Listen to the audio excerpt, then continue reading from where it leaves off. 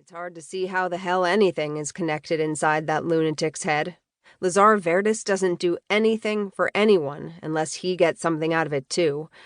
Trust me, Em. I'm not the only one who sees that. There's no way that was genuine remorse and sadness without some ulterior motive. Ember shrugged. Unless it was, right? I guess. With a sigh, Cheyenne closed her eyes and briefly shook her head, hunching over her crossed legs.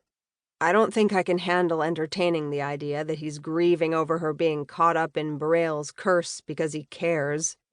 Not after he spent one night with her and knocked her up, then left her alone with no help at all for 21 years.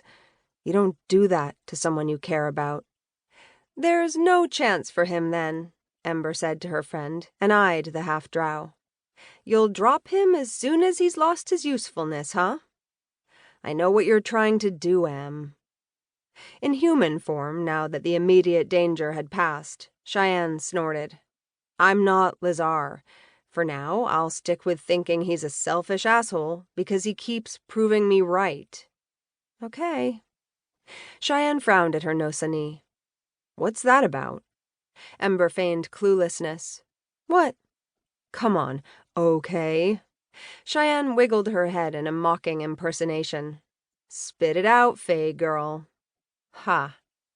Ember shrugged and looked at the orange and pink sky stretching above the forest behind the Summerlin estate. I'm wondering what you think would change if it turns out he's not. A selfish asshole, I mean. Not very likely. That's not an answer, and it's not what I asked. Cheyenne snorted. If he turned out to be anything else, Em, I guess I'd have to give him more credit, for having a conscience.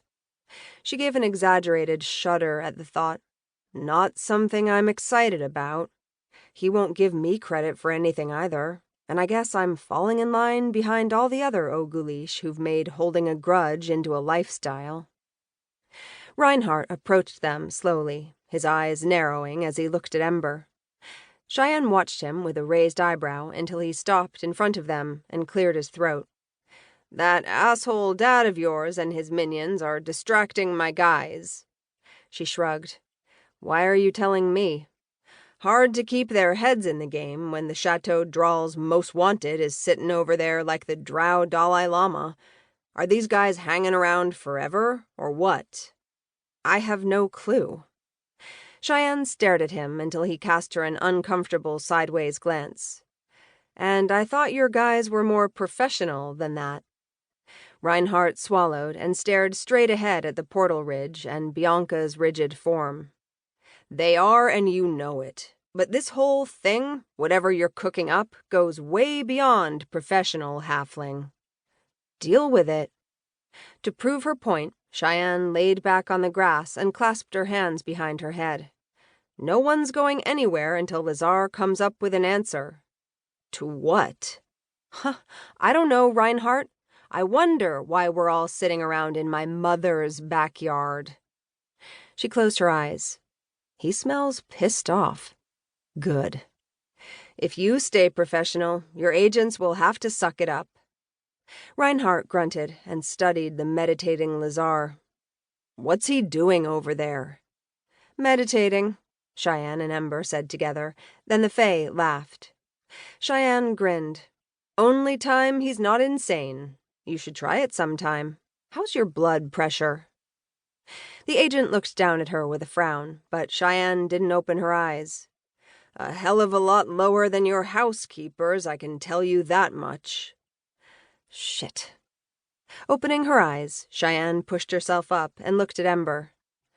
She's in there all by herself. I need to go talk to her. I'll come with you. In a flash of violet light, Ember rose in one fluid movement to hover above the grass.